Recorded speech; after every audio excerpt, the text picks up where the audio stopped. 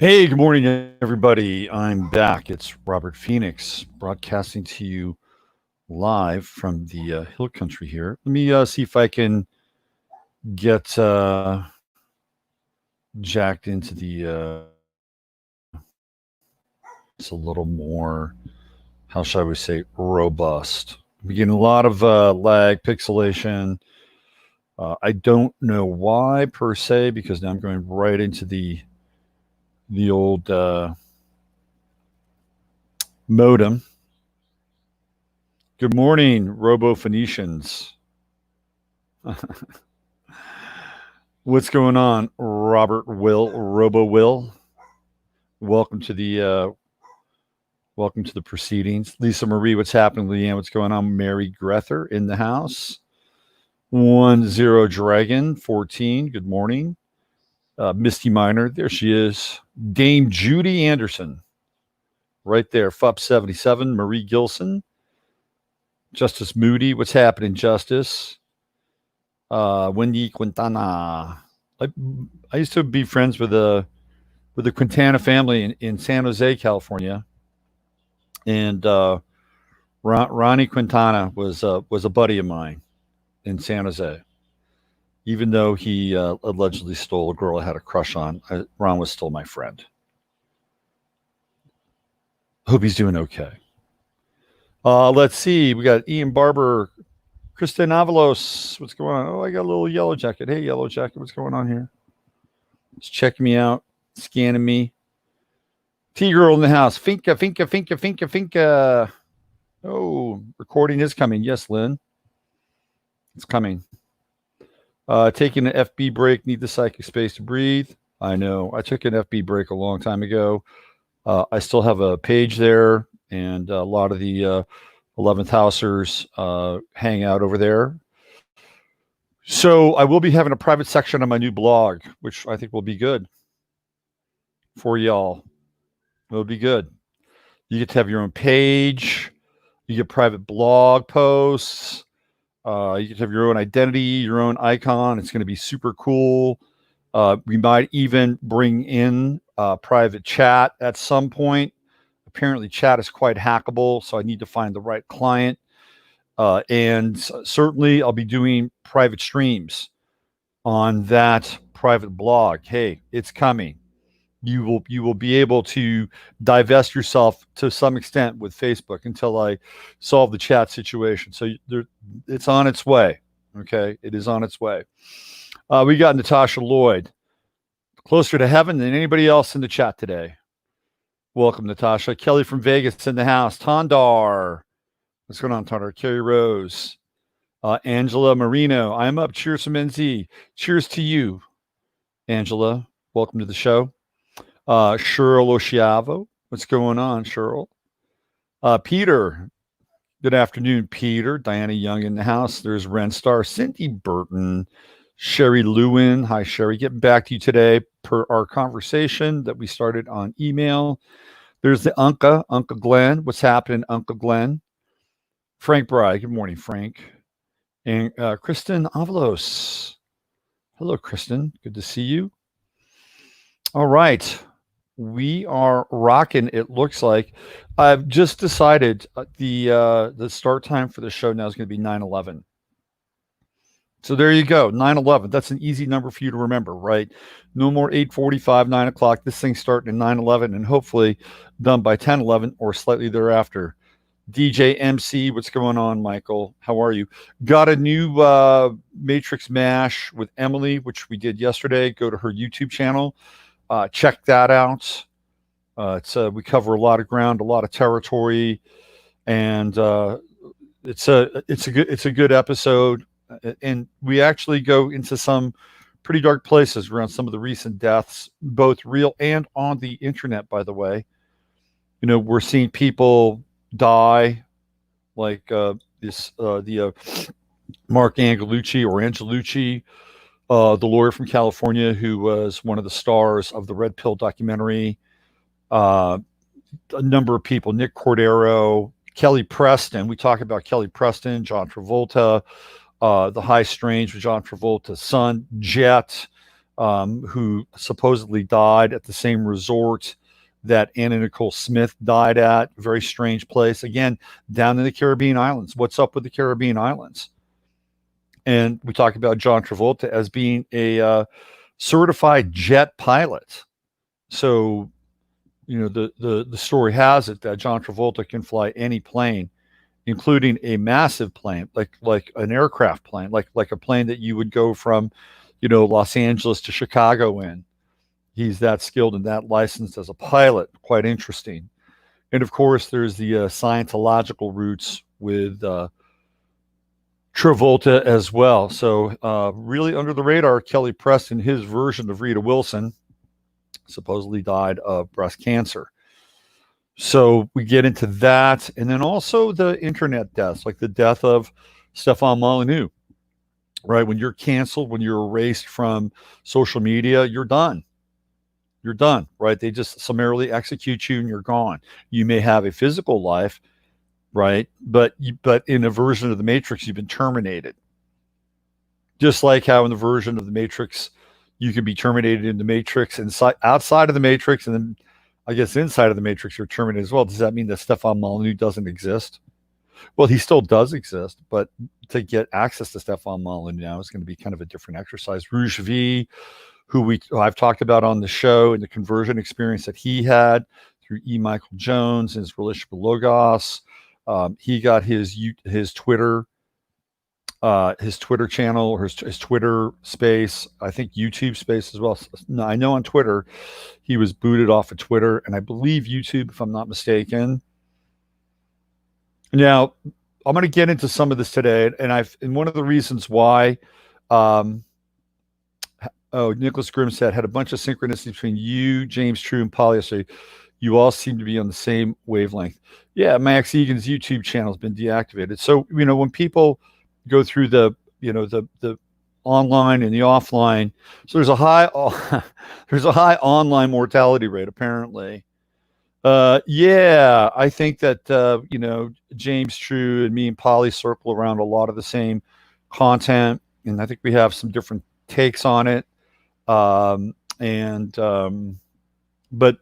clearly, if you put us all together, maybe pieces of a puzzle in some ways. Let's see.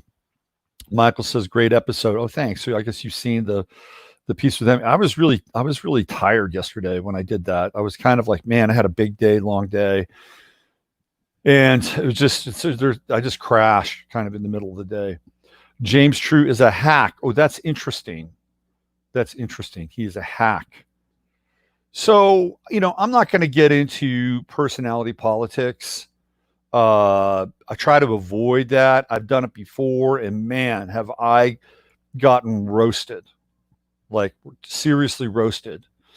But there are people that I am not in alignment with, and there are reasons why certain people have not been guests on my Friday Farcast. Sometimes they don't want to be on the show, and that's their reason. But if you see that I don't have certain people on the show, there's a reason why. Because inherently and intuitively, I don't really trust their information. I'm very, very, how should I say this, judicious about who I bring onto the show. And I'll even tell you that there are people who had some objectionable responses to Penny Kelly on the show. And certain people have sent me Penny Kelly videos that have some interesting content to them. Now, I'm not going to get into what those videos are. You can go find them. And I'm not here to support, defend, nor denigrate Penny Kelly. I brought her onto the show as kind of a cold, not really a cold read, but a kind of a cold experience. And I'm not saying cold in the sense that I was being cold towards Penny Kelly, but I just didn't really have any, like, how do I say this, history with Penny Kelly. Like, I wasn't really into her material. Although through Steve and Chris, I became more familiar with it. And of course, Regina was very, very supportive of Penny Kelly's work. So there's a connection with myself and Regina.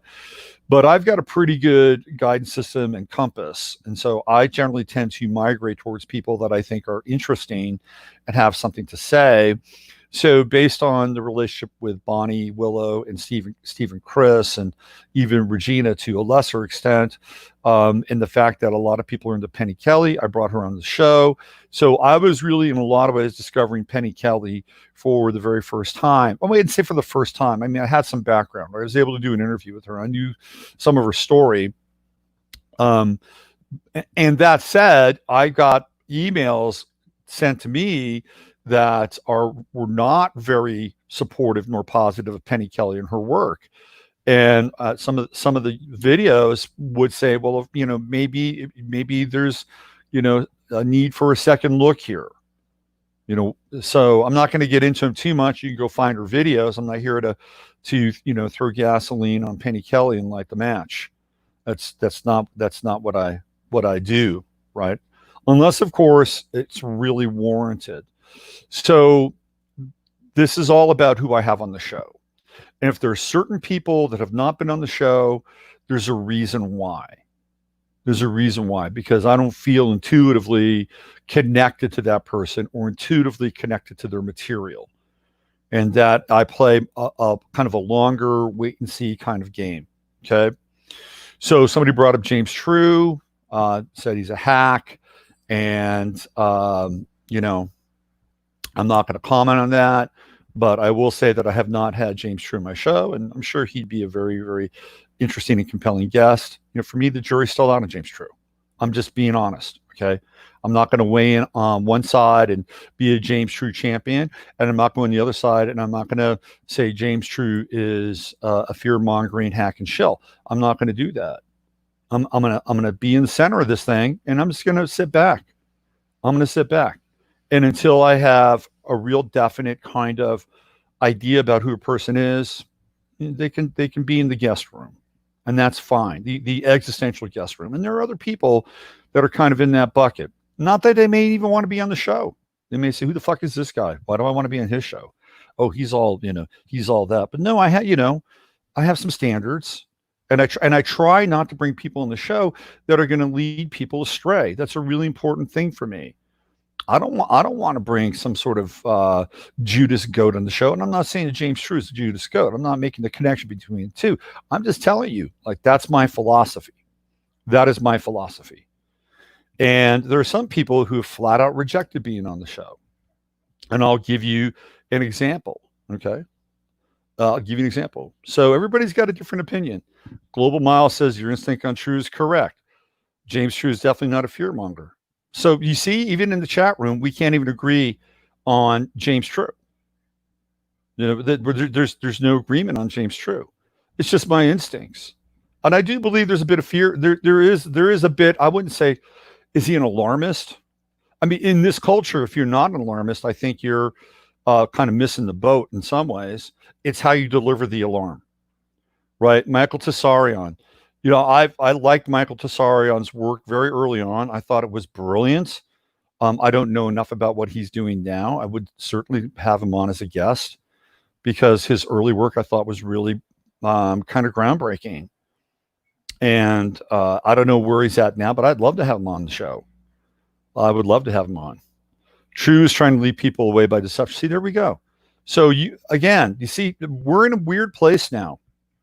We're in a weird place around, who speaks for a group or who speaks for a movement or who speaks for sort of the people as a voice.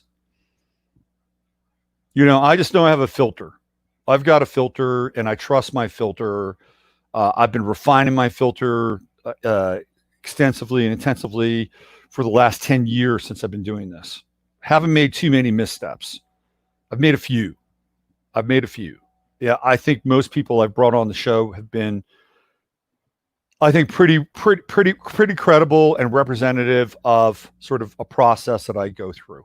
And not everybody's perfect, okay? Not everybody's perfect. Not everybody's going to show up in their tidy whities. Like Less Visible has a past. Less Visible has, warts and cracks and calluses. But for me, Less Visible is somebody who shows up every day and does his very best to kind of live by his own sword.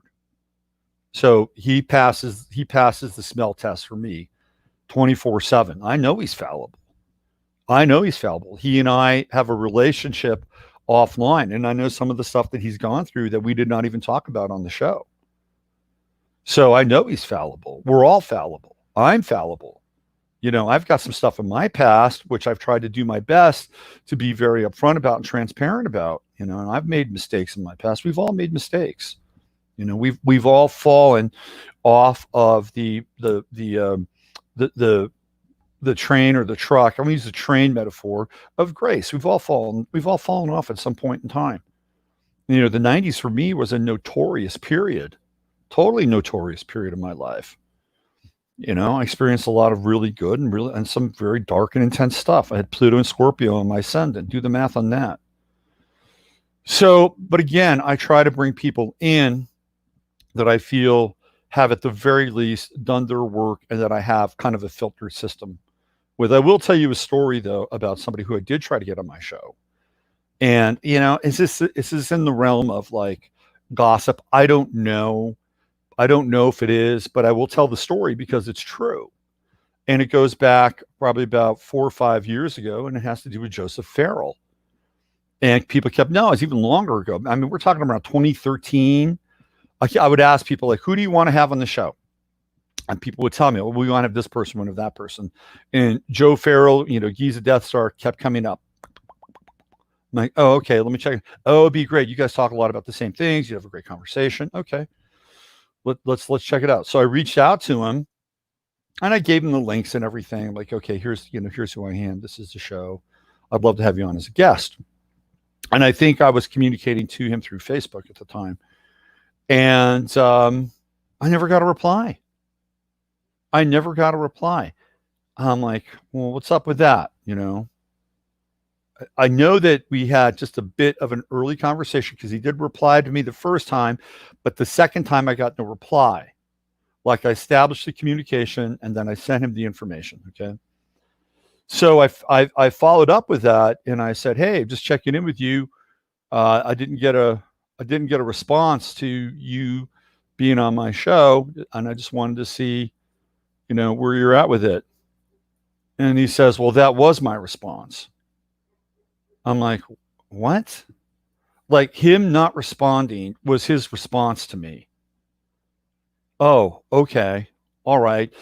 To me, that is like just the height of arrogance. I'm sorry. It just is. And I try to respond to everybody. Sometimes it falls through the cracks. I'm not perfect, but he didn't even have like the common courtesy or decency to say, I've looked at your website or I've looked at your show and we are probably not going to be a good fit to do an interview together. What is wrong with that? Right? What is wrong with that? Instead, I get no response, and then I get this haughty and arrogant response as that was my response. So after that, anything that's related to him, I just completely and utterly dismiss. Okay, I just dismiss it out of hand. He may have sort of the best kind of playbook as it relates to the Nazis and all their Operation Paperclip stuff, and it's all about the Nazis. He may know that stuff inside and out. I mean, he may know the Bible, whatever, but he can't even like generate a moderately respectful response and tell him, hey, look, we're not a fit. We're just not a fit. What's wrong with that? Anyway, that's the one person that I am, and I'm just going to say it right now, adamantly opposed to, because how I was treated. My ego wasn't hurt. I don't give a shit if Joseph Farrell's on my show or not. I'd rather have the hat guy on my show than Joseph Farrell. So anyway, this is an interesting game that we're in. We're all trying to sift through the truth, and we all have these various messengers and people that we trust or don't trust, and sometimes the information coalesces and sometimes it breaks off, and it's up to you, right? What do I say at the end of the show? Use your head in order to discern what's real, your heart to stay open to what's possible. And that's it, man. That is your guideline. And there are people that like, no, I'm not into him. I had a discussion with a client last week. It was a really, revealing discussion. And she said, I don't know. There was a time where I wasn't sure about you. because of I felt like you had a thing against women, and she's not the only one. I've had this come up before. I've had people say, "Oh, he hates women. He's a misogynist." Okay, no, what I am is I am a representative, and I am pro male in this lifetime. I'm not anti-woman. I'm pro-woman too. I love women. I love women. You go into that chat room and you'll see like a lot of the people that come into this venue are women. I love women. I love people. I've always been people to me have always been one of the greatest assets of my life. And I could go in and find something about somebody that's interesting at almost any level. I'm almost always fascinated by the human experience in a lot of ways. So it's not like I'm anti. I'm just, I think men have gotten sort of the bad end of the stick since Betty Friedan, published her book, The Feminine Mystique, and then onwards, and then and then moving into our young men, our young males, right? So somebody's got to stand up for them. Somebody's got to defend them, and I've got Mars and Cancer, and I'm very protective of these things. And to be fair, there was a time where I was going through a very, very difficult time with another part of my life, and as it related to a specific person who happened to be a woman. And I had a lot of toxicity that I was trying to work through with that. Okay. A lot of toxicity. And there was a lot of kind of smoldering resentment and frustration along these lines. And it took me, again, kind of moving out here to the hill country and removing myself from a certain situation so that I could literally kind of chill out on that stuff and kind of rebuild my own image apart from sort of the daily vice grip of having to deal with certain things, and certain things where it appeared that my ability to influence, have power, or any kind of credible voice was voided, or it was very difficult. It was an ongoing struggle. It was an ongoing, and I just, you can't fight a war on about 5 different fronts. And I needed to just remove myself from that situation. So I did. And you could see in a lot of ways, right, that I don't get the same kinds of either complaints or criticisms. I don't. They're not there. They're not there because I was working something out that was very, very personal. And when you work something out that's personal and it's no longer personal, it's no longer like a front burner issue. Okay. So, but again, people are like, who is this guy? Why is he, why is he capping on this or why is he capping on that? And, we're working things out, right? This is part of what we do. This is part of what our life here on this planet is. We work things out. Some of the time we could go a bit overboard, and as long as it's not too overboard, as long as you're not running around and standing or you're in a tower somewhere picking somebody off with a rifle and a scope, or you're not burning. I mean, that's overboard. We're in a part of our culture now that's completely overboard. But we do need a bit of latitude in order to work things out sometimes, because we're not perfect. We are not perfect. And I know that there are women who have some real issues with men. And some of those issues are really valid, right? They're really, really valid. And sometimes there's an overreaction to those issues. And, it's okay if you have an overreaction, but you've got to ultimately you need to work it out. You need to work it out. And then hopefully we can. And then we come back to the center like, okay, you kind of lost your mind. I kind of lost my mind. You kind of went off your path. I kind of went off my path. Let's get back on the path together. But now the world is so polarized and so atomized. That's really hard to do that. It's really, really difficult. And it takes real commitment in order to do that. And I just, I support that process. But there's also a time where you've got to like, if your boat is anchored to a dock and, you've got a mob coming at you on the boat, you got to take the hatchet and hit the rope, and then you got to leave, right? You got to set sail. And there's a moment when you have to set sail, and because it's insanity to think that, oh yeah, come on the boat. Let's talk this out and let's work this out. Right, exactly. All right, there's my little discourse. There's my little soliloquy. So yeah, people coming onto the show. That's where it all started in the filter for being here. Meanwhile, Dr. Eric Carlstrom is going to be on the show on Friday. He doesn't he doesn't have internet at his house. I don't think he has a cell phone, so he meets my criterion right out of the gate. Right out of the gate, you're okay, man. You're in. All right. I know that's a kind of a high threshold, actually. It's like Ben Balderson's in the same camp. But we had Ben on the show. It's like, that's commitment, man. That is commitment to not being jacked into the system. Okay. People take timely directness as demeaning. We've lost the ability to, let me just throw that up there, Steve. People take, this is Thor by the door. One of the captains in chats. Ani's in there today. So people take directness as demeaning. This is one of the things that Jordan Peterson brought up that I thought was actually a pretty solid piece of his teaching, and that you have to be able to risk being objectionable. You have to be able to risk that, right? You have to be able to risk being objectionable, meaning that you have to be able to risk having somebody reject you for whatever reason. Right? That's part of the process. When you bring something forward, it's part of the process. And one of the things that I've talked about is that most people cannot be direct for a number of reasons. Number one, we have this social muzzle on our face. It's the invisible mask that's been put across our mouth. They're afraid of alienating a certain group or another group or another group or another group. So they're very careful now about what they say because they don't want to alienate someone. Okay. That's like first level. All right. So, being direct at first level can be difficult. Beneath that, which I've talked about before, is frustration, resentment, anger, and rage.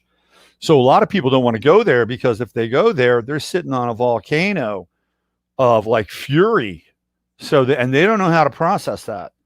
People don't know how to process that. And when they are triggered and they go there, then guess what happens? It gets very messy. It's just wild. It's just like a shotgun blast of a reaction. And there are people that get hurt. There are victims, right? Unintended victims and at times unintended consequences. And then what happens is that the person will feel really bad. They'll have a sense of guilt.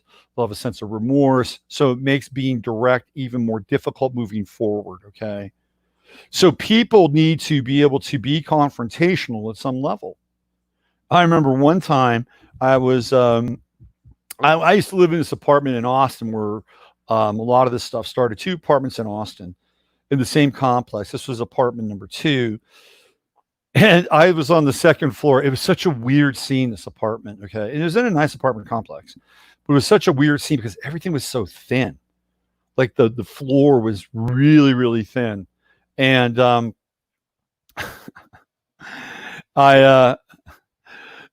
funny. I used to like get woken up at about 3 a.m.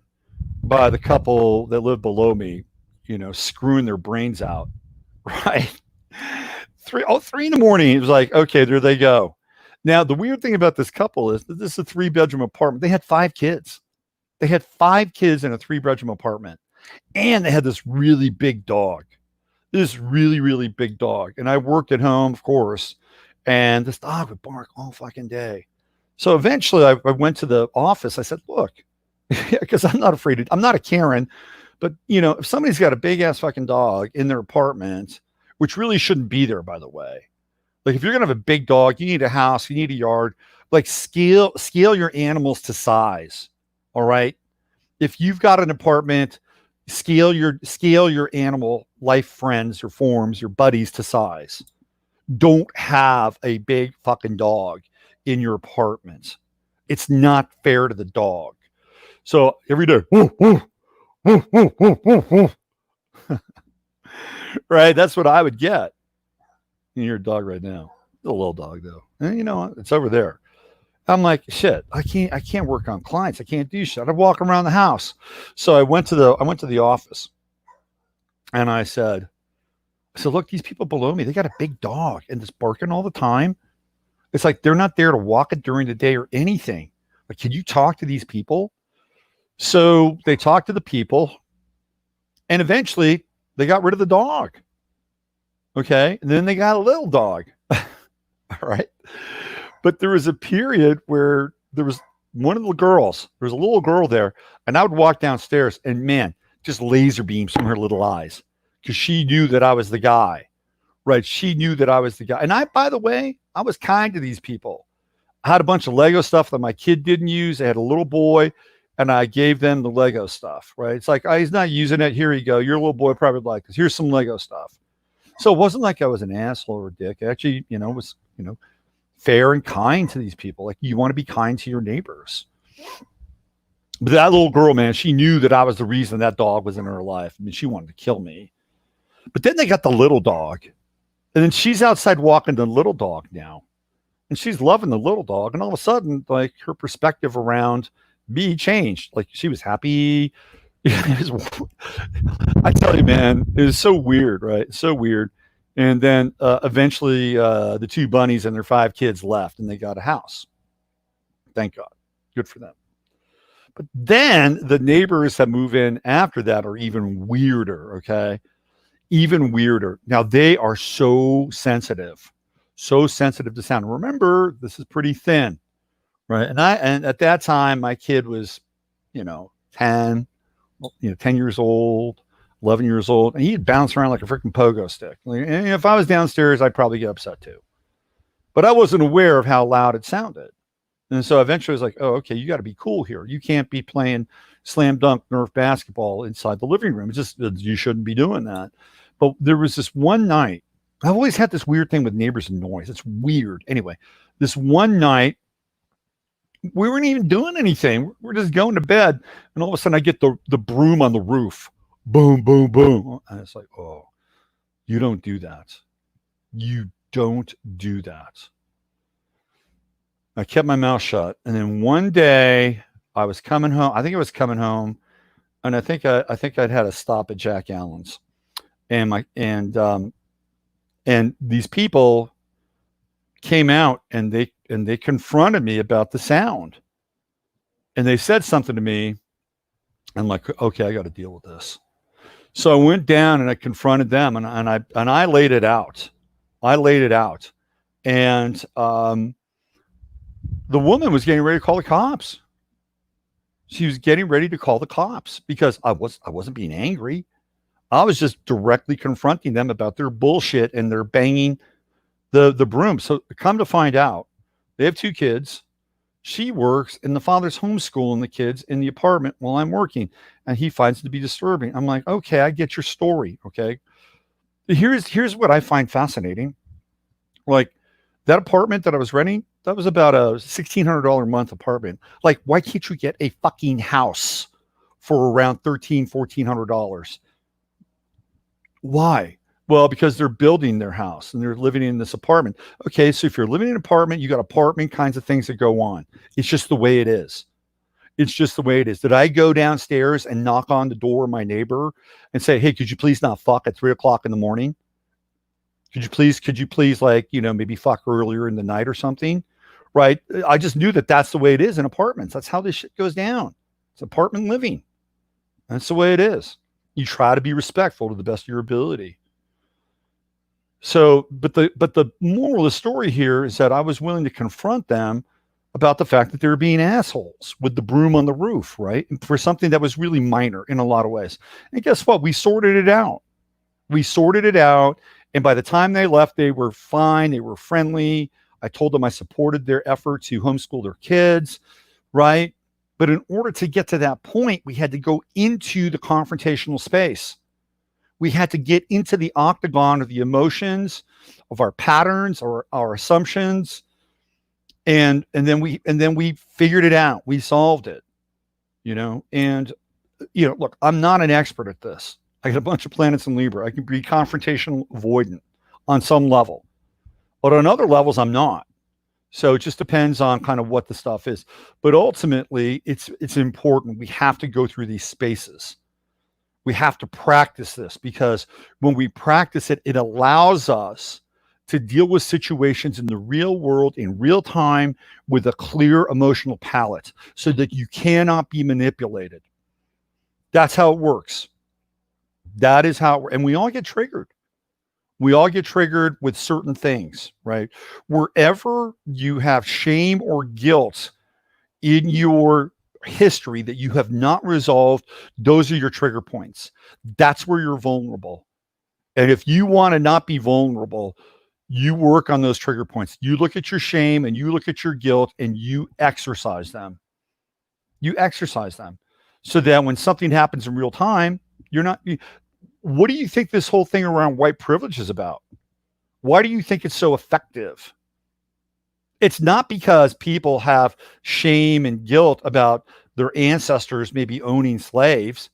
No, it's about shame and guilt that's emanating from a personal place that's expanded into a collective psychological operation.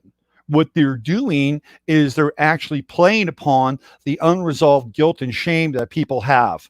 And so what people do is they say, okay, here's an opportunity for me to deal with externalize my guilt and shame through this cause. It's almost like it's a religious experience in some ways.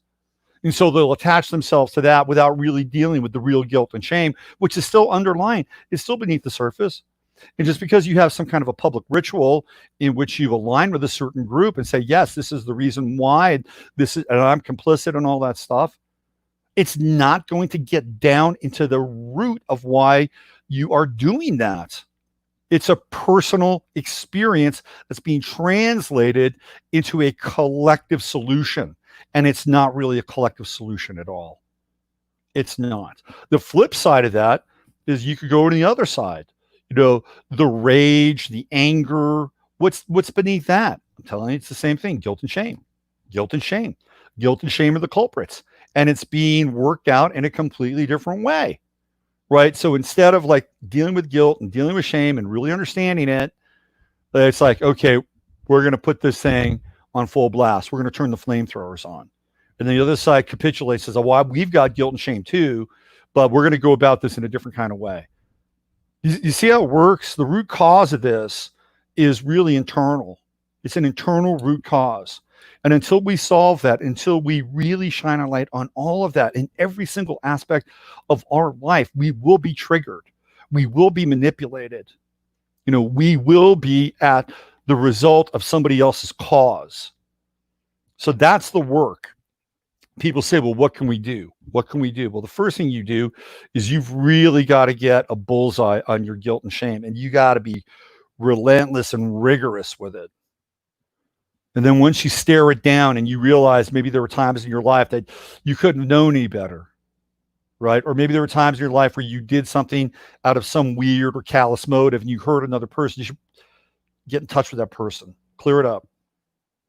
And then we're not as vulnerable. And when you're not as vulnerable, you are not malleable and you cannot be manipulated. You cannot be manipulated.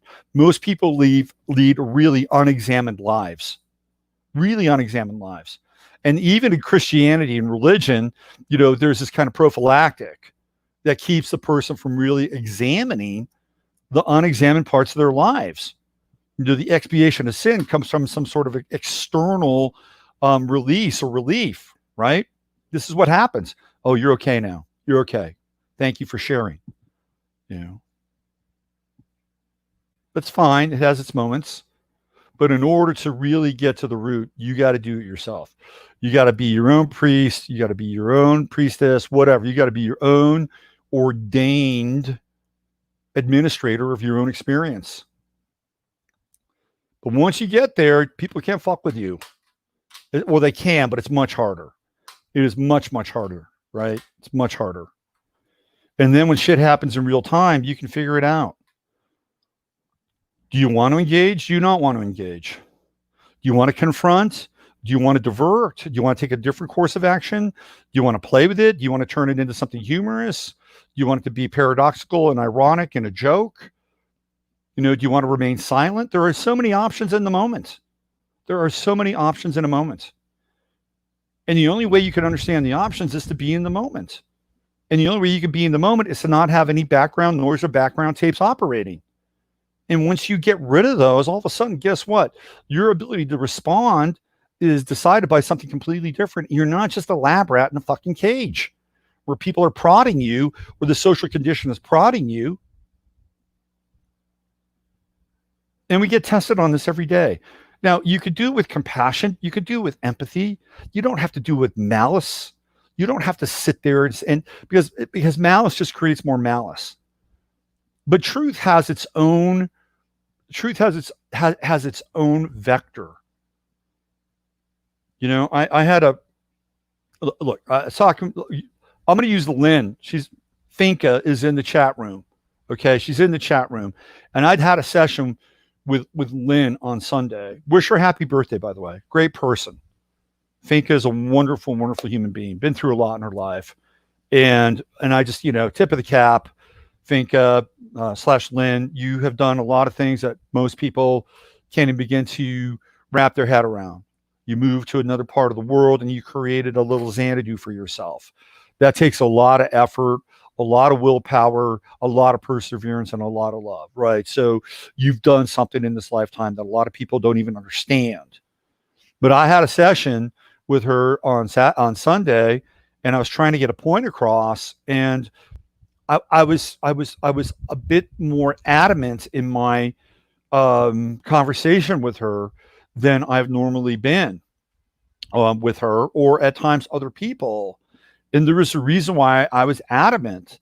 It's because I care about her, and I was really trying to break through and try to get her to understand something, you know, again, from an astrological level that I thought would really impact her life. If I didn't really care about her, I might have had a bit of a dialogue. If there was pushback, and I didn't have a history, I'd say, okay, well, you could do whatever you want, which is true, right? Which is true. But in that moment, I had to do something different because I love this person. Been a big part of the show and this experience, right? But I didn't go into it saying, "Oh, I'm going to be tough on her today." That's not how it works, you know. And you have to be able to gauge that as well. Look, just get right with yourself, right? Just look at yourself, figure out where your blind spots are, where your vulnerabilities are, and work on those things. People call that the shadow. Call it whatever you want. But the more that you can understand these things, know where they come from, and figure out a way to deal with them, you are going to be much more available in real time. Did you break through? Lynn and I had a very, very, I think, positive. We had a very positive session, and she's in the chat room, and you can even ask her. Okay, you can ask her. But I thought it was very, very positive. And, you know, and afterward, you know, because I have to go back and kind of look at some of the stuff that I do with people, and I always do, you know, and after that session, it was like, man, was I really hard on her? You know, and you know, she's a Cancer and she's very sensitive. You know, so I had to go back and really kind of review that in my head, like, you know, where was I during that? And it just, I'm okay. And at the end of the day, I realized I'm okay because, you know, I was trying to communicate something to somebody that I care about. Okay, somebody I care about. I was pretty much direct with you. Yeah, I mean, I try to be direct. So here, I'll throw up Lynn's here. Finca, you did me good, and knowing you care made all the difference. Check your own email. Good news here. I'm okay here. Beautiful. That's what we want to hear. That's exactly what we want to hear. Good job. Okay. And you know what? Sometimes, you know, we bring stuff out in the open. It's like airing a big carpet, right? You just bring it out and you air it. And just by airing it out, you know, this rug or this blanket, just by airing it out, it gets better, right? It gets better. You know, the must goes away. If there's dust on there, the dust goes away. You know, if there's little mites or whatever, they might go. Whatever's on there, right? You air that thing out and it just gets better. Oh, shit. It's hurt my ear. I'm going to do this for a while. I'm having some ear issues. So it just air shit out, man. It's better. It's better that way. You know, and there are a lot of people in this chat room that I've done readings for, you know, A lot of people. So you guys know what's up. And you guys are brave. I will say that. You're totally brave. This is a brave and courageous group. You would not be in this chat room if you weren't. You would not. Projectors need to sleep alone. You're right. You're absolutely right. The whole sleep thing, man. I do need to sleep alone. Let's see, what do we have here? I prefer your approach. You're balanced, clear, very informative. Yeah, try to be as balanced and clear as possible. Joe says, yes, I've been on receiving end of Robert Stern. You have. Yeah, but you've also been on the other side of that too. There's Joe Dimitri. Joe, you triggered this conversation that I'm having right now. You missed out on the beginning. You got to rewind, Joe. You got to rewind. Yeah. Okay. It's just weird, having this life. It's just weird. When one's whole, there's nothing to feel ashamed, guilty, and be boasting about. Bang on. EC 2189 Kaku. That is it, man. That is it. When you're whole, you don't have to boast about anything. You don't have to be ashamed about anything. You don't feel guilty. You are present. You're whole. You're clear. You are here. And there are so many options when you're here. So many options. Maybe we're just old souls recognizing each other. Yeah, I think so. I think there's a few young souls in the group here too, or just in general. I got to get rid of this. What is this? I got to get rid of that thing. Let me get rid of that. It's bugging me. Sacral generators have no personal pronouns. Stephen, the wizard Stephen, is in the house today. Stephen knows about this stuff. All right.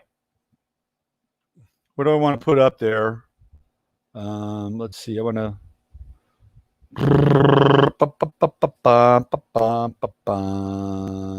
Enough about me. Yeah, Joe, catch up. Do I do readings for teens? Absolutely. I'm doing one today, as a matter of fact. I'm doing one today, 16-year-old in California who happens to have the same birthday as me. Love doing readings for teens. Love it. Love it. They're open. They're open. It's a real, I think it's essential. I think it's essential. Like if I was a parent and I had a 14 or 15-year-old kid who had, the pilot light on, I'd get an astrology, but I'd be careful. You have to have the right astrologer. You really do. Just like you have to go to the right doctor. You go to the wrong doctor, you're fucked.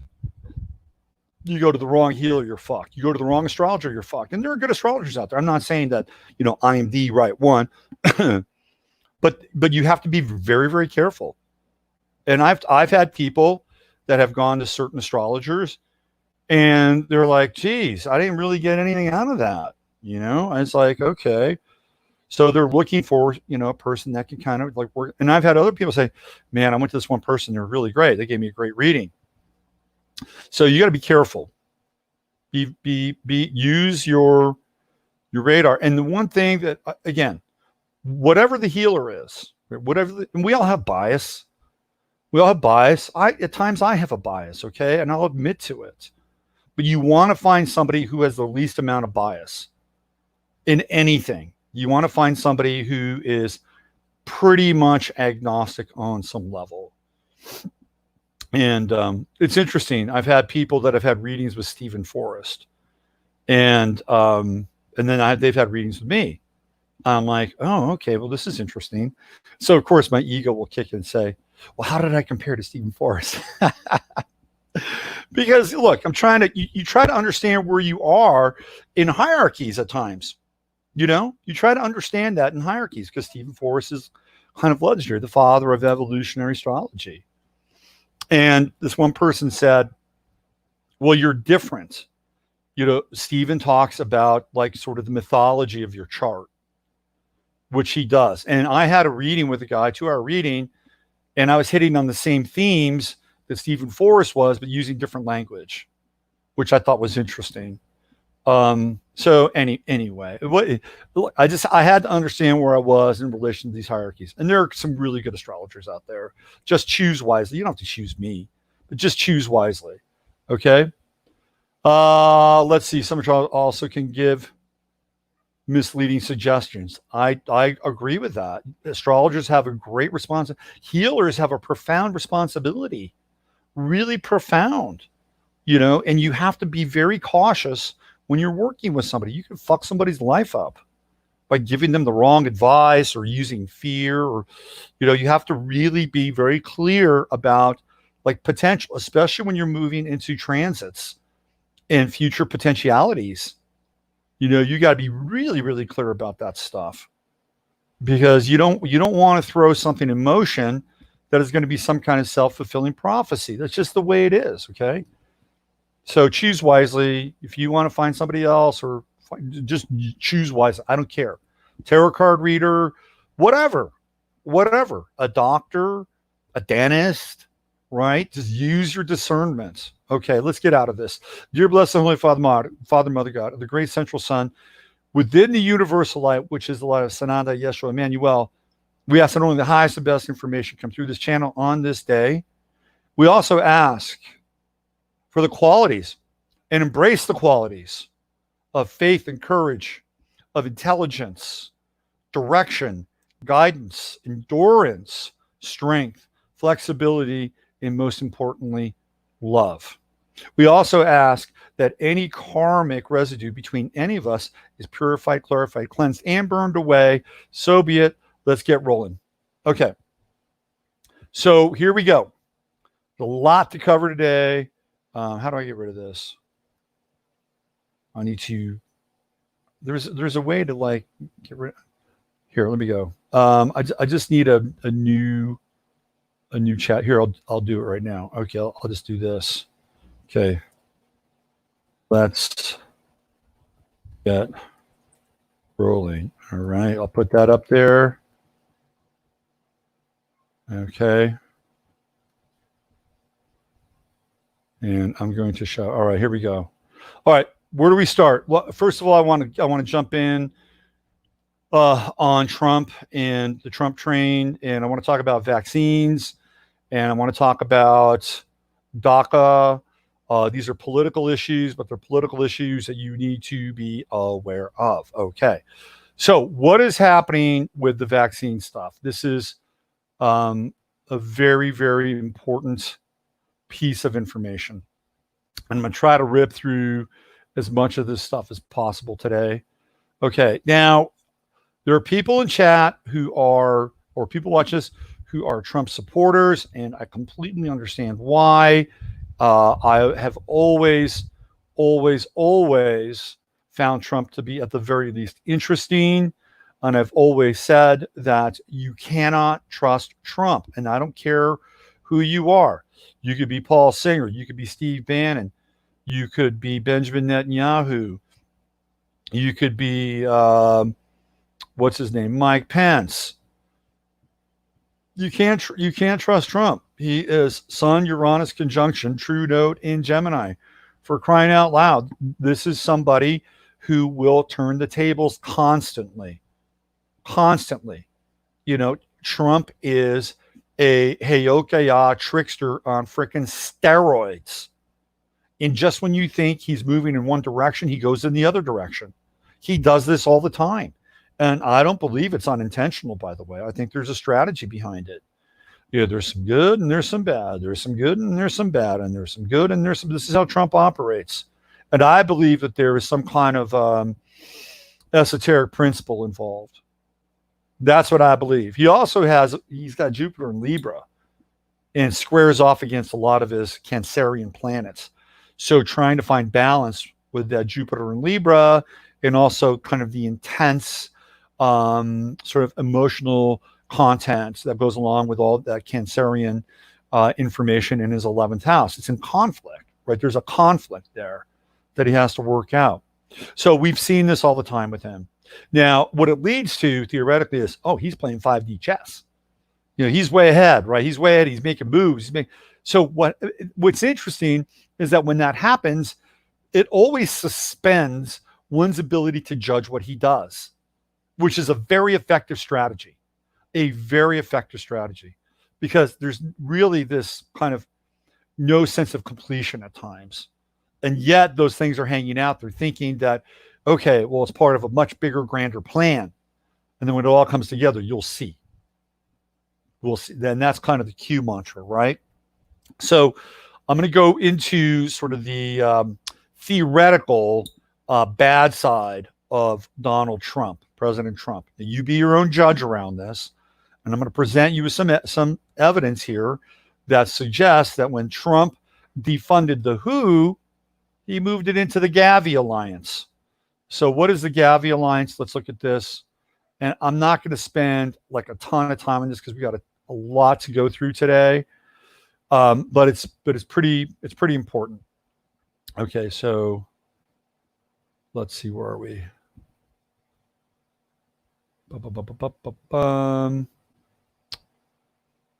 There it is, right there. It's at the top of the list. Okay, no. So here we go.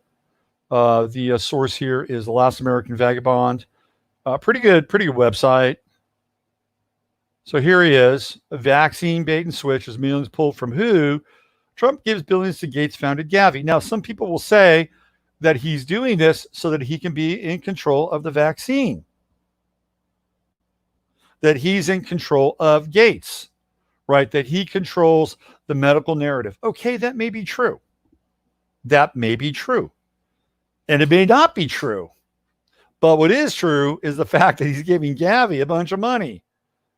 So in mid-May, U.S. President Donald Trump announced that the U.S. would be ending their financial support for the World Health Organization in COVID-19 relief. The move was lambasted in the mainstream press as an out-of-touch politician, pulling funding from a vital global health organization. Vital? Oh, Jesus. Give me a break.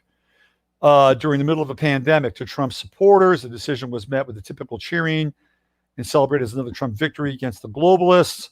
To understand what is actually going on, we need to examine Donald Trump's actions, not his tweets or media statements. Let us start by looking at the funding provided by the U.S. government to the WHO in previous years.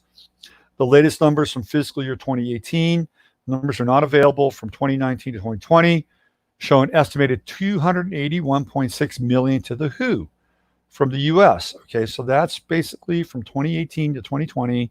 There's your average number. The records indicate that after the U.S. government, the Bill and Melinda Gates Foundation, and GAVI, the Vaccine Alliance, are the second and third top financiers of the WHO. So essentially, like GAVI gives their money to the WHO. The U.S. defunding the WHO actually tightens the technocrats' already firm grip on another global institution. This means when Donald Trump stated the U.S. will no longer fund the WHO, the Gates Foundation and GAVI stepped into the top financial role. Additionally, GAVI was founded and largely funded by the Bill and Melinda Gates Foundation in 2000. Either way, Bill Gates is the top donor and will continue to expand his influence and dominance over global health policy. As reported in part 2 of my Bill Gates investigation, in 2010, the Bill and Melinda Gates Foundation launched the Decade of Vaccines and called for a global vaccine action plan. Since that time, they have only grown their network and influence on WHO, GAVI, and other organizations in order to shape public health policy in a way that reaps profits for the Gates themselves. While Trump supporters viewed the U.S. withdrawal from WHO financing as a win for nationalism or a black eye to the globalists, the truth is a bit more nuanced. In early June, the Trump administration declared support for GAVI to the tune of $1.16 billion. It's your tax dollars, theoretically. Trump's support for GAVI came via the first ever virtual global vaccine summit. At this summit, GAVI surpassed the goal of $7.4 billion, instead raising $8.8 billion. In securing commitments from most major nations around the world, GAVI even received a $5 million donation from the Rockefeller Foundation, the usual suspects, right? GAVI stated that the funding will go to the routine immunization programs.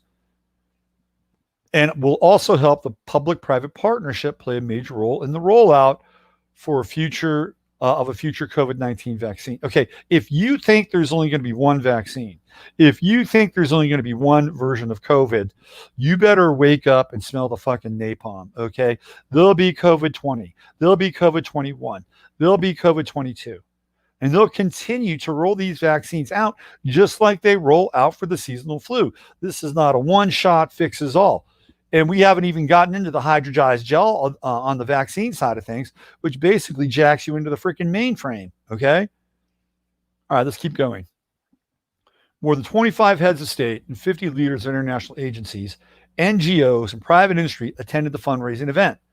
Participants included Germany's Chancellor Angela Merkel, UN Secretary General Antonio Guterres, European Commission President Ursula von der Leyen, and the, of course, infamous Tedros Adhanom Ghebreyesus. He's a doctor. What he's a doctor in. UN Secretary Guterres stated the vaccine would not be enough, and instead called for global solidarity to ensure every person everywhere gets access to the vaccine. Guterres also noted that our individual health depends on our collective health. Isn't that interesting? Right? So what he's saying is that if the collective is healthy, then the individual is healthy. So they're reversing the process. You know, I'm of the mindset if the individual is healthy, then the collective is healthy. They've inverted everything. This is your dark Aquarian age coming right at you. It was stated at this global vaccine summit where a pre-recorded message from Donald Trump was played. In his video statement, Trump said UK Prime Minister Boris Johnson asked him to record a message, a couple of Geminis. During his short speech, Donald Trump stated, "It's great to be partnering with you. We will work hard. We will work strong." Trump also called COVID-19 mean and nasty and said it has shown that there are no borders. It doesn't discriminate. Trump's support for GAVI was echoed on the Twitter account for the United States Agency for International Development. That's USAID. I've talked about USAID before. USAID echoes at real Donald Trump's words and is proud to be partnering with at GAVI for committing $1.6 billion, $16 billion to protect the people through vaccines. Because vaccines work, the tweet reads. It should be noted that USAID has also been accused of creating fake social media networks, an attempt to foment unrest in foreign nations. A lot more with USAID, by the way. Anyway, here we go. Once again, this puts Bill Gates and his organizations at the top of the global health pyramid. So what did Mr. Gates have to say about the success of the Global Vaccine Summit? Since its inception, GAVI has helped vaccinate more than 750 million children. And now it's stepping up and saying it's willing to deliver COVID-19 vaccine as soon as one is available to end the pandemic. Look, they've already got the freaking vaccine, okay? They've been working on this shit for a long time. It's not like, people are working 24/7 in order to create this vaccine. Wake up. We must also renew our commitment to delivering life-saving vaccine there is to every child on Earth. Oh, you've got such a great fucking track record, Bill. Yeah, just look at what happened in India and Africa.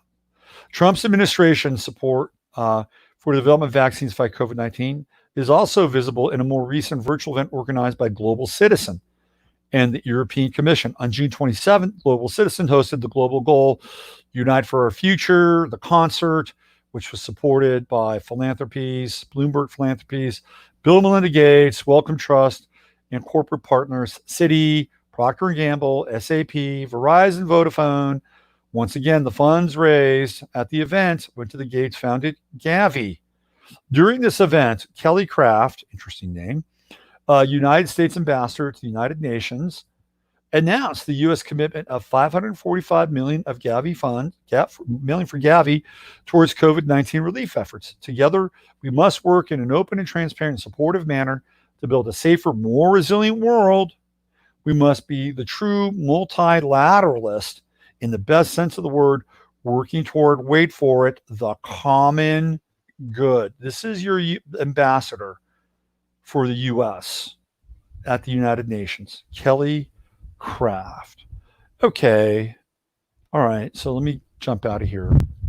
Oh, what does this mean? What does all this mean? Does this mean that Trump is up to his third eye, his pineal gland, in globalist shenanigans? Is he trying to control the narrative? Is he trying to control the vaccine? Is he trying to influence Bill Gates and others and redirect them in another direction? True Node and Gemini, Hall of Mirrors. You got to try to figure this thing out on some level, right? And I'm just telling you, I'm not here to bash Trump, okay? This is not what I'm here to do. And I'm also not here cheerleading, saying, oh, he's got this covered. This is 500D chess.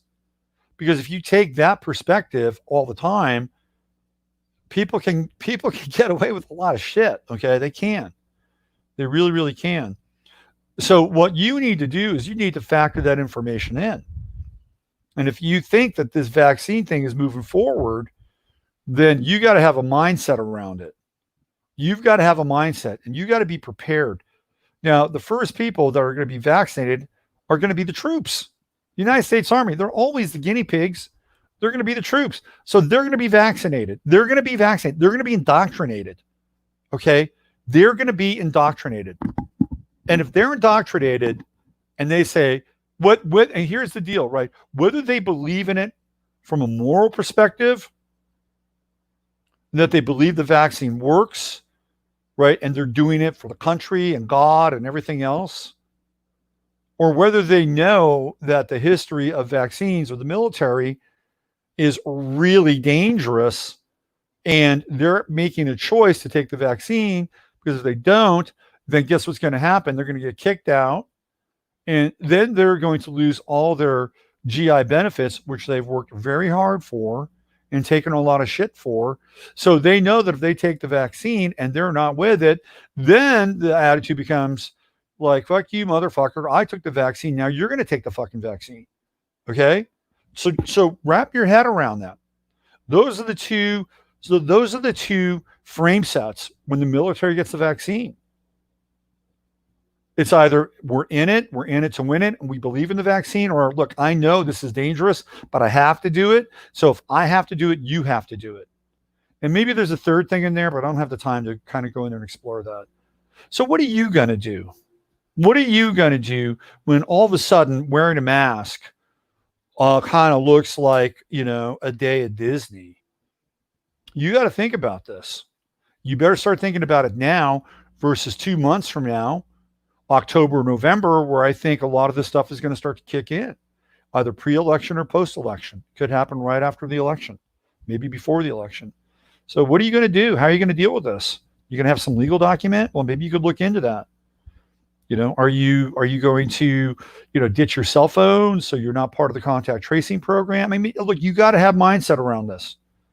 And who knows? Maybe Trump is just a wily fox, and at the end of the day, he's going to turn the tables. And again, I believe his chart is capable of that. But this is what we're living with, right? So this gets back to the original conversation where all this started. You got to be online real time, so that you can respond to the events that are unfolding around you, that you won't be triggered. You won't be triggered by fear or betrayal. Like, you got to get to the betrayal program. Like, that's the program that you have to unplug. You could say, oh my God, I believed in Trump. I trusted Trump. And now I'm getting, you got to deal with that. You got to deal with the Judas program. And then once you're over that, then you can't be betrayed. Bottom line, end of story. A lot of people had to deal with this with Obama, and they're still dealing with it with Obama. They voted for Obama, and all of a sudden, a few years later, they're like, "Jesus, why did I vote for that guy?" It's the betray. It's the Judas program. You got to get rid of that. Once you get rid of that, it's like, again, it's very hard to be betrayed. You can't be betrayed because you know what's going in, right? There's a line from The Second Coming by Yeats, and it's in the end, the worst are filled with passion and intensity, while the best lack all conviction. There's some truth in there. Like, we can live with passion and we can live with fire, but we also have to step back at times and say, look, what's really going on here, right? What's really, really going on here? So deal with the betrayal program. Get it out of the way. You wrap your head around the fact that no matter how much you think Trump is better than Biden, or what he can be doing, or what he's doing with the kids. And, and all those things may be real, by the way. I'm not saying they're not. Okay. I'm not saying they're not. But you have to be able to unplug from that, and not unplug from it and saying, I was betrayed and now I'm demoralized. You don't want that. You don't want to be that person 2 or 3 months down the line, saying, Jesus Christ, I invested all this time and emotion and energy in this person, and now look what's happening. Because you will be inert. You will be rendered inert and immobilized. Okay? So I'm giving you like a strategy here. A strategy how to deal with something like that in the future. How do you deal with it? You're informed. I just gave you information. Now you can figure out what that information means to you. All right. And what I would try to do, what I would try to steer clear of, is I would try, look, if that is true, and now he's on board with Gates and he's virtue signaling with a mask, you're going to be angry. You're going to say, oh, he's just like all the rest of them. If you have to go there and process that, then you go do it. Because you want to get on the other side of that, right? You just want to get on the other side, so that when that moment in time comes, you are not a victim of the circumstance that has been prescribed for you. Bottom line. Okay. Val says, I'm still trying to come up with some kind of pragmatic approach to the whole phone thing. It's called get yourself a Nokia for about $8.95 and get an account, a burner account. That's it. Get yourself a Nokia for $8.95. Ditch your Android, ditch your Mac, your iPhone. They still have the ability to trace the phone, but there's no app. They can't collect certain data. They can't go into your address book and look at all the people, especially if you don't have any addresses inside of your little Nokia. That's how you deal with that. Yeah, is it a pain in the ass? Remember we used to memorize phone numbers? I used to have dozens of phone numbers in my head. And we just stopped doing that. Now they're all there, right? Paulette says, I declined a COVID survey by Colorado Health, Obamacare, Medicaid, Human Services, and CDC. The caller appeared to be a professional healthcare worker instead of just a job person. Good for you. Good for you. Ashley Dale says, the Courier reported 33 Florida labs reporting 98% positive tests when they're 9.8 positive. Isn't that an interesting number? 33.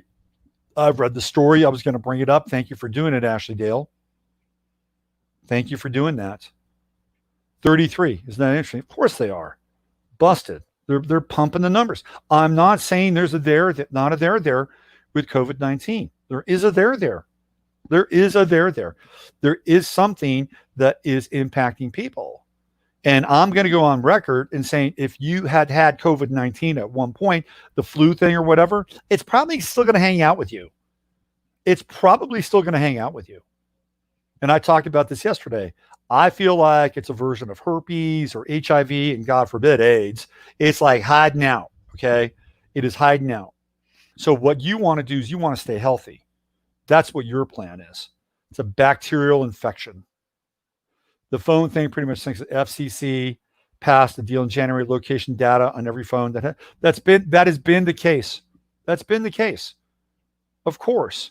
But what they don't have in a small phone is they don't have your address book. That's what they don't have.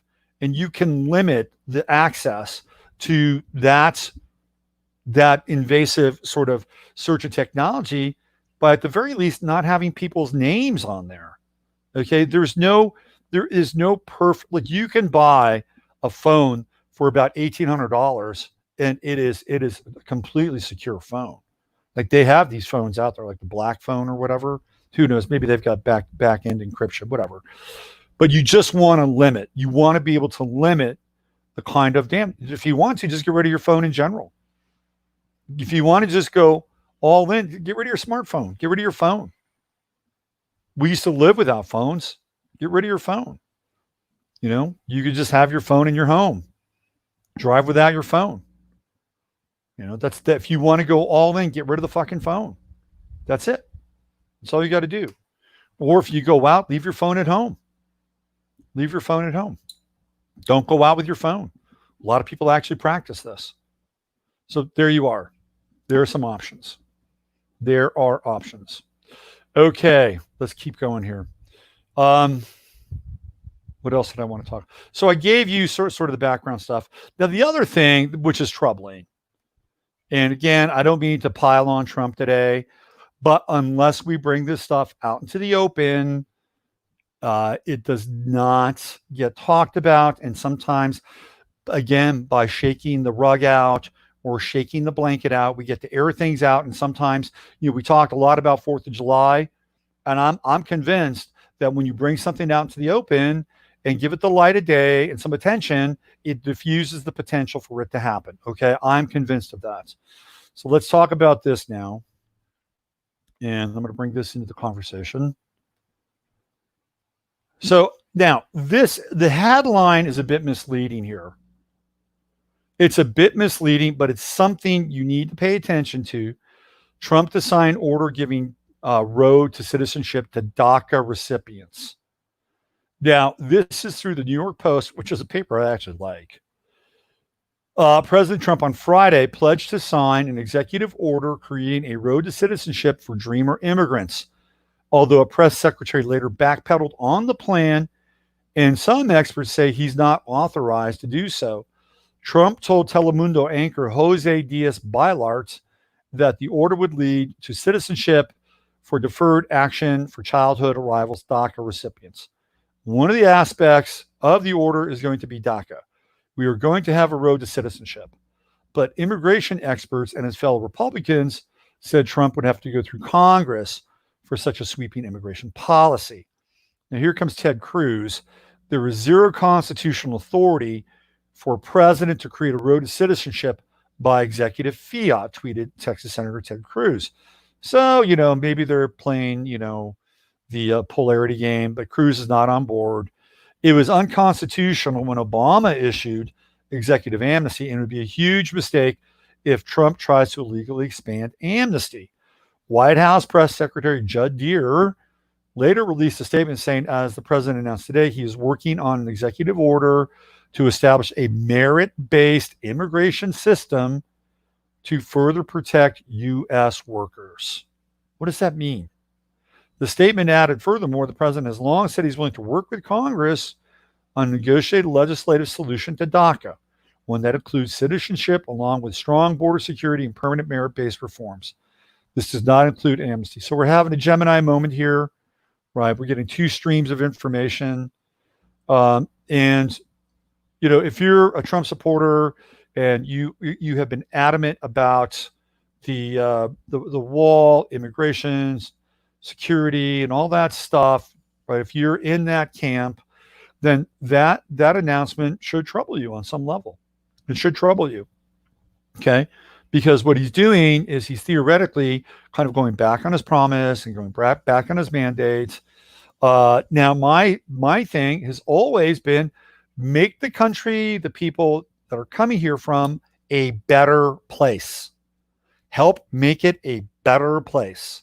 So they would like to stay there, that they have jobs or they have land and they can live safely without some gang or some cartel basically running roughshod over their life. Make that place better. That's how you do it, right? It's like an immune system that's been infected. That body is infected. The immunity of that body is really run down. So what do people, I'm out of here. I'm out of here, right? Now, let's just talk about this maybe rationally. Is there some gain in creating a path to citizenship for the DACA people? And I'm willing to be open-minded around this, okay? I'm willing to be open-minded around this. Now, if the people that have been born here, and they've been born here, right? They're here now. They're here now, okay? Now, whether or not they are Trump lovers or Trump supporters, or they are, kind of into the Reconquista side of things, and I've seen both, by the way. That remains to be seen. But they're here now. What are you going to do with these people that are here now? Like a rational and logical plan was like, we got to deal with these people. We have to deal with these people because they're here now. Now, what is the plan? So I am not necessarily opposed to finding a way for these people to become citizens. I am not. But I don't think he should just rubber stamp something and say, oh, because I'm Lord, Ruler, and King, and Jared and Ivanka think this is a really good idea, I'm going to do it. That I'm opposed to.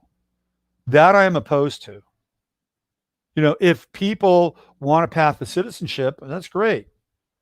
That's great. Then you put them in like a 2-year program of selective service where they have to do something for the country. And I don't mean go fight in some stinking war for some corporation, that they spend 2 years, and this would be maybe connected to an infrastructure program. What's wrong with that? Here you go. Here's your path to citizenship. We got an infrastructure program. You're gonna be a part of it. And at the end of 2 years, after putting in your time and your effort in helping to rebuild things, guess what? You're here now. Like, I'm not opposed to something like that. I'm not opposed to it because they're already here. What are you going to do? You're going to throw them back to Mexico? And look, in a pragmatic world, it's like, well, okay, well, that makes a lot of sense because that's what the law is. And then they get to deal with what Mexico's like. And they'll sure as hell, if they ever come back here, right, they'll sure as hell appreciate this place. I get that too, right? I understand that. But again, file that away.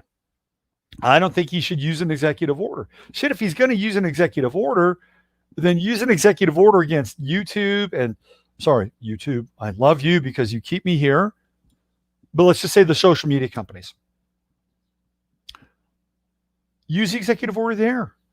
Well, people are getting kicked out of here, or out of these places like nobody's business. Oh, by the way, very interesting case going on with Owen Benjamin, Vaxx Day against Patreon.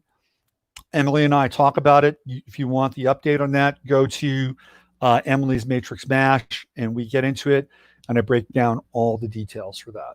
Okay. I wanted to talk a little bit today about George Bush. I'm going to save it for tomorrow, and I'm going to really jump into this thing tomorrow. And I want to take a look backwards at the George Bush presidency, and I want to look at the events during that time, which I think really need to be resurrected. And there's some witness that needs to be we need to bear witness to that period of time, especially as it relates to the so-called left. Okay, so I'm going to save that for tomorrow. What I do want to do is I do want to show you something for me that is slightly disturbing in some ways, but nothing that I haven't already been aware of. But this just confirms everything that I've been talking about while the revolution was televised. So this is from the Oons Review, which I think is actually a very interesting website. It is not for the faint of heart.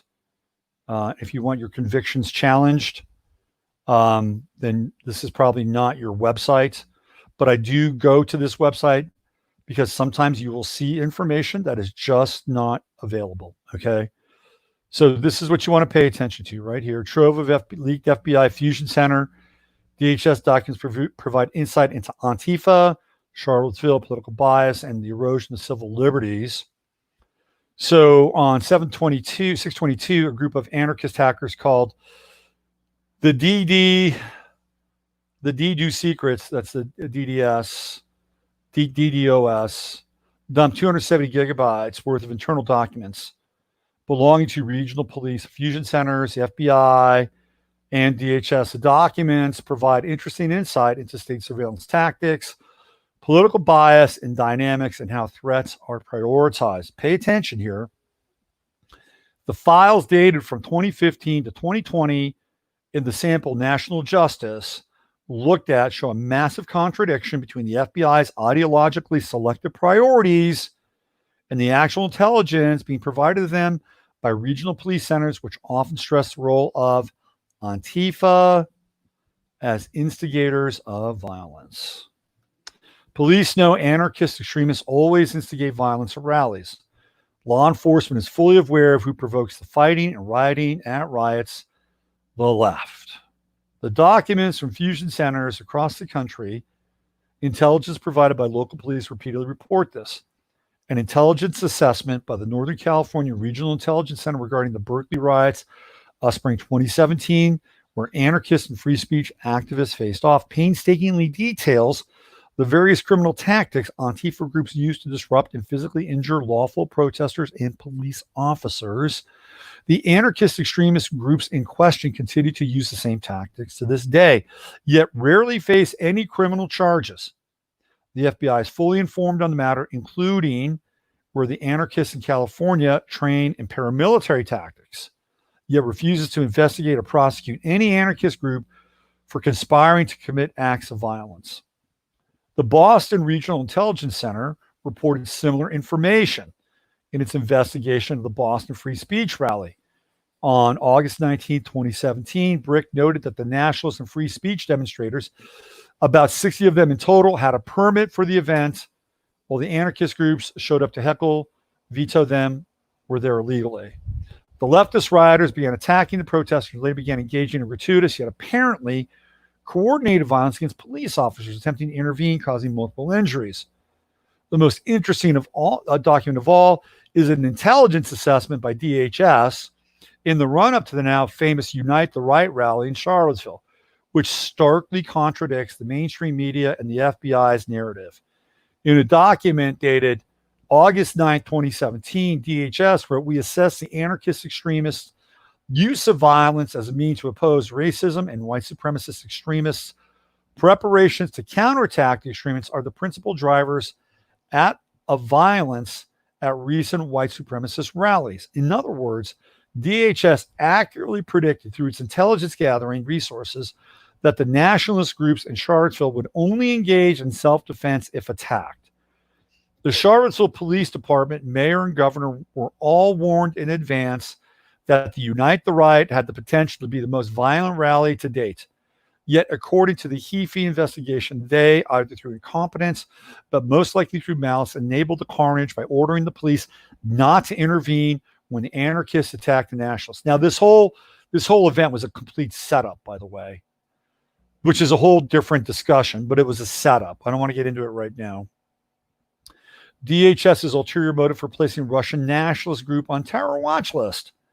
Both the FBI, to a lesser extent, DHS, are far more concerned with political ideology and creating propaganda than upholding the law. A pair of documents outlining the rationale behind seemingly random designation of Russian Imperial Movement, RIM, as an international terrorist group demonstrate this. According to a DHS internal release dated May 15, 2020, adding RIM to the list of global terrorists is more of a pilot program to test the ability of nations to share intelligence on such groups and their willingness to engage in surveillance against their own law-abiding citizens. The federal government admits in between the lines that it is breaking new ground and attempts to violate civil liberties of citizens using counterterrorism powers intended to combat Islamic extremism. This is the first U.S. designation, RMVE, racially or ethnically motivated violent extremist terrorists, and the United States joins a short but growing list of Western countries who over the last year have applied counterterrorism authorities to designate RMVEs and white supremacist extremists. So essentially what that paragraph is saying, it's like, no, we're not going to look in that direction at these people. We're focusing over here.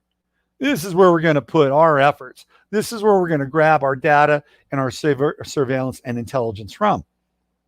And obviously, we're going to interpret it in a particular way as well. So in a section labeled Threat to the Homeland and U.S. Interests, the NCTC states that RIM does not pose any threat to the United States or its interests abroad, but merely has in the past reached out to nationalists in Europe and North America for ideological discussion. The document notes that the groups who have had contact with RIM are generally not violent. The sole instance of potential contact in recent memory between Americans and RIM, which is an above-the-ground, ultra-conservative organization, rather than a racialist one, is likely the 2015 International Russian Conservative Forum in St. Petersburg.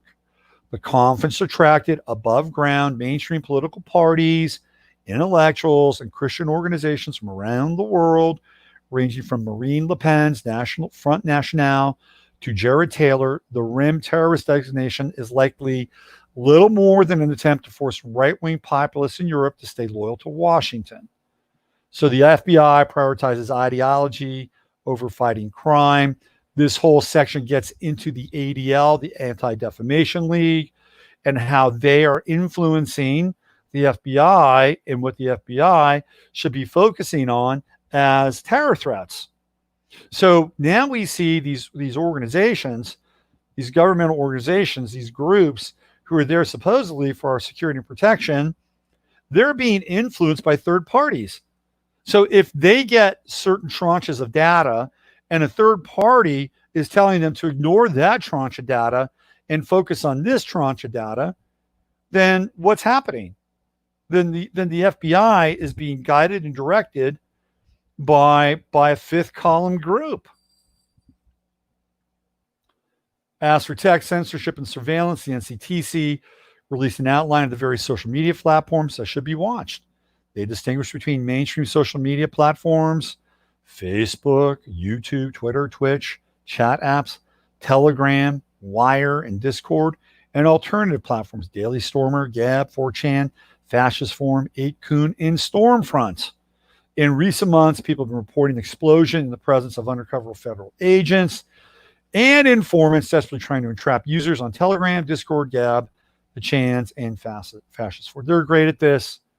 They like the Timothy McVeigh people and get them entrapped. They do it with the Muslims as well. They've gotten Muslims, caught in their honey traps. They set them up. They say, oh yeah, we're gonna go blow something up. You want it, So they get these guys, they get them ideologically prepped, and just when they're about to do something, they spring a trap. And look, we got one. We caught one. Well, you helped create them, okay? You helped create the fish on the end of the hook. So that's what they try to do. So I'm just giving you some insight, right? I'm giving you some insight as to why, theoretically, all that great information that comes to the fusion centers is not applicable. It's not applicable. Because we asked the question, why were the fusion centers not being able to gather all this data, get it out to Washington and say, look, we know what's going on. We know who's involved. This is where they train. This is who they are. This is what they do. This is where they're going. We get real-time intelligence from Twitter or Signal or Telegram, and we can pass that on to you, and you can just cut them off at the pass. Why did that happen? Well, it didn't happen because there is ideological subversion inside of those groups. That's what's happening. The people at the top of those groups are taking directives and orders from other people, plain and simple. And those people have a very different agenda. It's what we're dealing with, okay? It's what we're dealing with. So all that money that we're pumping in to like the fusion centers and all that stuff, it's essentially like everything else being used against us. Okay? There we go. There it is. You're going to get a strike. Rob, you're going to get a strike. Whatever. If I get a strike, I get a strike. So it's the way it is, right? I'm not telling you anything that's not out there. I'm not telling you anything that's not out there. I'm not fabricating anything, right? I'm not fabricating anything. That is a document. That shit's out there. It's out there. Why should I theoretically get a strike for documenting something that's out there? Theoretically, although I know the world we're living in. Let's see. Governor Cuomo announced all travelers in New York from high COVID states must provide their papers or face a summons and a $2,000 fine. Yeah, there you go. Walls are closing in. What else? Anything else there? Oh yeah, I thought about it because I keep saying RIM. You guys are bad. You guys are really bad. Yeah, like RIM, right? Yeah, RIM.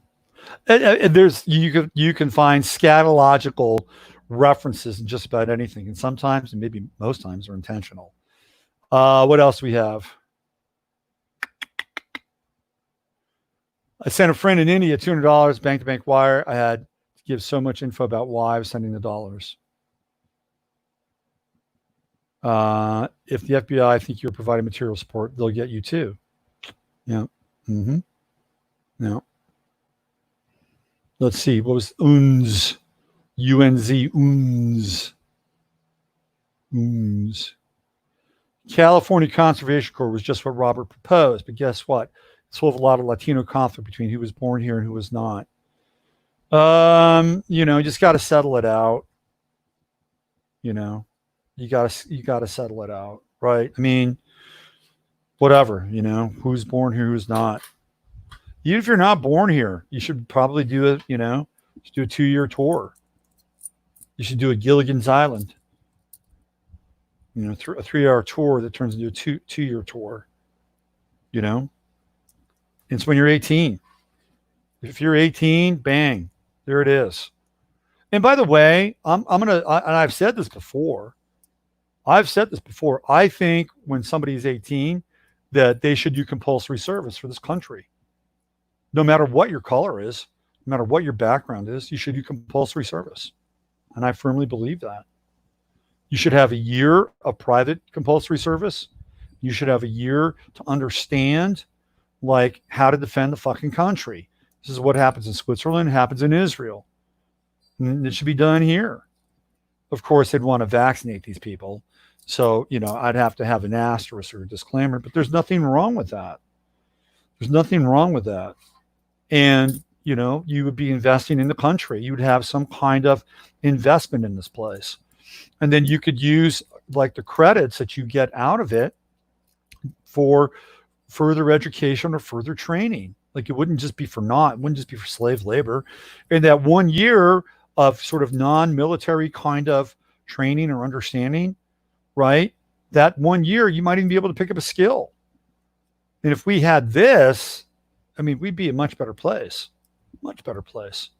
We'd have a better sense of purpose. We'd have bonds. And guess what? Right? You'd be there with everybody else. You'd be there if they were black or white or Asian or Jewish or Muslim or whatever, right? You'd be there in an environment where you're all theoretically forced to work together.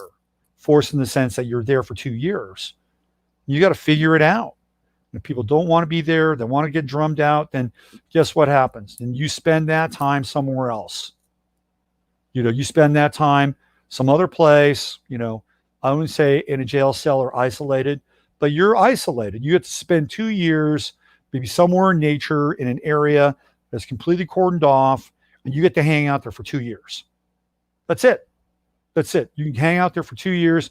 Maybe you get a half an acre or whatever, and you get some stuff dropped into you. And at some point, people, will say, I want to come back. I'll be a part of this. Okay, we'll come back in, right? I'll never forget. I'll leave you one story, and then we get out of here.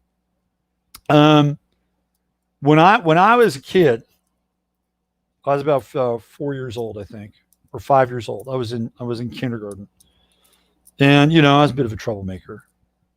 So I was acting out, and they put me in this room, right? They isolated me, put me in an empty room. Well, I was acting out with another kid. We were having our little act out moment. So he was in the other room, and I'm thinking, he's still in that room. And I'm carrying on, and and I'm still rolling, right? I'm still rolling from the act out moment. And it's going on and on and on. And I'm thinking he's with me, he's with me. He's like my partner in crime. And then all of a sudden, I don't know, maybe an hour and a half later, they let me out. And it's time for me to have lunch. But I'm having lunch with all the nursery schoolers. And I have this what the fuck moment. What the fuck am I doing here with these little kids? And where's that other dude? Where's that other dude I got in trouble with? How come he's not here? Right? And it took me a while to figure this thing out. It's he was a good kid. He shut his mouth and they let him out earlier. But for me, they're let him run his mouth. We're going to keep him in here for as long as we can. And then I came out man, I'm eating with all these little kids. Whatever. Right? But looking back at that moment, it was that was very clever of them. That was really, really clever. That was a way to set me apart from the group because I was disturbing the group. I was being an asshole, right? And I continued to be an asshole when I was in solitary confinement in that classroom next to ours. I figured it out. It didn't end the asshole part, though. I had a few more of those experiences, shall we say, in elementary school. All right. U.S. force really would be good. Yeah. I mean, this kind of stuff would be essential. And by the way, I'm going to be straight up, right? I think people should understand how the military works. And I think people should learn how to use a gun, a rifle. They should. They do it in the IDF. They do it in Israel.